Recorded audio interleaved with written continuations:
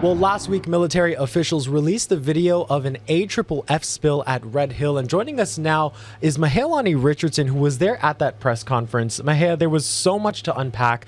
Tell us a little bit, give us a recap of what we learned there. Well, first of all, just to recap, that spill happened last November. It was 1,300 gallons of AFFF. That's that toxic firefighting foam that firefighters use to put out a fuel fire. And there was this spill at Red Hill, and it took 20 minutes for contractors and workers to discover it. And so when they released that video, you could see this. It looks like water. Basically, a watery substance going under a doorway. This was captured on a surveillance camera. And then as the video plays on, that was what was really interesting. You see contract workers and other workers come to the spill. They're wearing their white protective outfits, and they put down absorbent pads.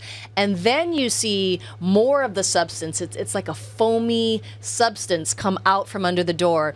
And then you see workers walk back and forth. And Vice Admiral John Wade, who is the commander of the Red Hill Task Force, said that it was very dangerous for these workers to be walking in this toxic substance without any protective gear on.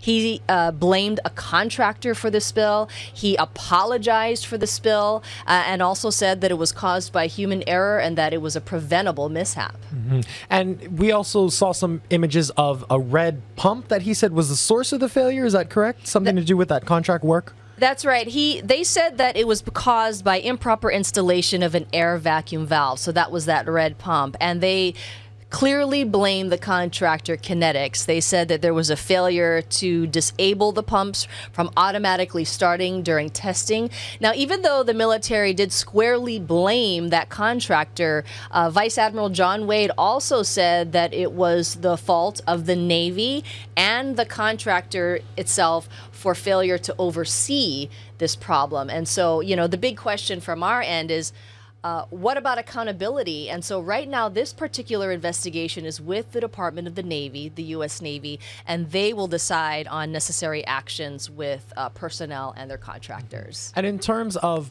potential criminal charges, I know we've done some reporting so far on the investigation. Can you give us the latest on that? Right. So about 3 weeks ago, Hawaii News Now broke the story that there was a federal criminal investigation into the Red Hill spills. And so when we were at this news conference, I asked Vice Admiral John Wade, we've already reported that there is a federal criminal investigation.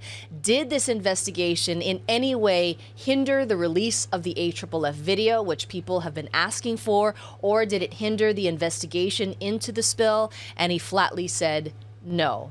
And then I followed up with a repeat question, with a follow-up question. Has this investigation hindered your job at all? He's in the middle of organizing the complete defueling of Red Hill, and he quickly said, no, it has not. And we do know that our Lynn Kawano also has a story coming up tonight. Can you tell us a little bit about what we can expect from that? That's right. Our chief investigative reporter, Lynn Kawano, has been looking into this for quite some time. And she is going to be reporting tonight on this federal grand jury investigation. It's going to be quite a stunning report tonight at Hawaii News Now at 6 o'clock. So there's a grand jury investigation into the Red Hill spills, and some of the witnesses that you will see are high-ranking military officials. Got it. Well, Mahealani, thank you for staying on top of all the news out of Red Hill. We definitely appreciate your insight on this topic. Again, that was our Mahealani Richardson joining us here on This Is Now.